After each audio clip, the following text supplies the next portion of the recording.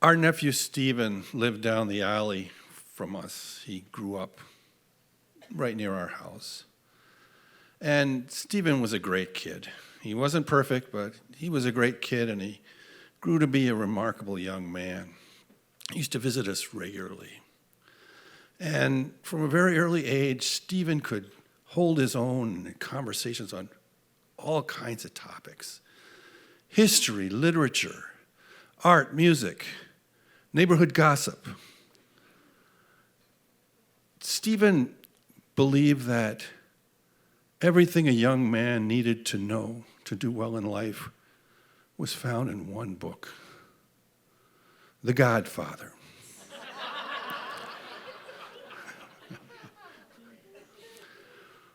When he finished high school, Stephen enrolled in the local technical college.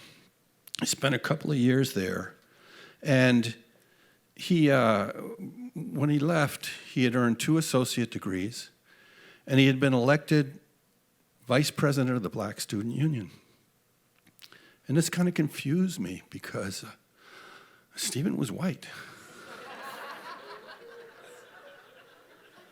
But he had a way of connecting with people instantly. And he dealt with people human to human. And he could kind of skim above all the categories that we separate ourselves into. And it was just amazing to see it. Stephen loved to travel. He went to Sicily to visit his sister, who was serving there in the Navy. And he was in seventh heaven. I mean, shit, this was Don Corleone country, you know? He was also fascinated by Southeast Asia, and he took trips to Thailand and to Laos. And eventually he decided he wanted to live in Laos. So my wife found him a course online to get certified as a teacher of English to speakers of other languages. And Stephen just went to town. He got a job. He worked all day, every day, saved every dollar he made. He studied all night, every night, to get his certificate. And 6 months later, with his nest egg in one hand and his certificate in the other, he took off for Vientiane. We heard from him occasionally through the internet, through Facebook. He loved Laos. He loved teaching. He had lots and lots of friends. Surprise, surprise.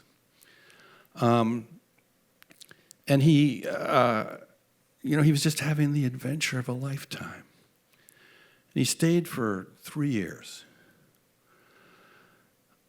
His mom, Sue, called me one day when Stephen was coming home. And she asked if I would drive her to O'Hare, and I said that I would. So when we got to the airport, we went to the Emirates Airlines desk, and they sent us to another facility, which was on the eastern end of the airport. And when we got to that desk, we spoke to the man, and he went into a room behind where he was standing. And he came out, and he had a box.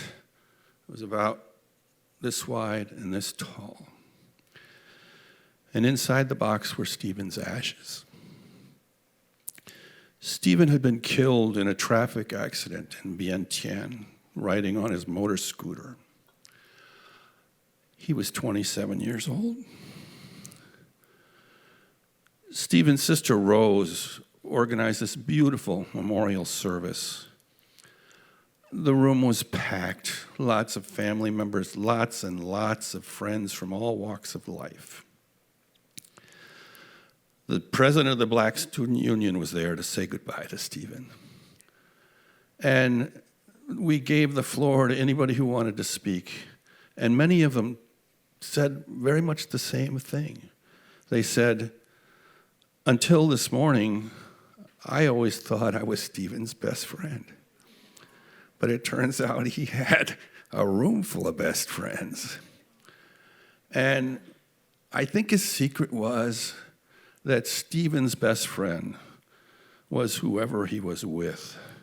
And I don't know where he got that. The Godfather? We didn't know where he got it, but everybody in that room felt it. And we will miss him forever. Thank you.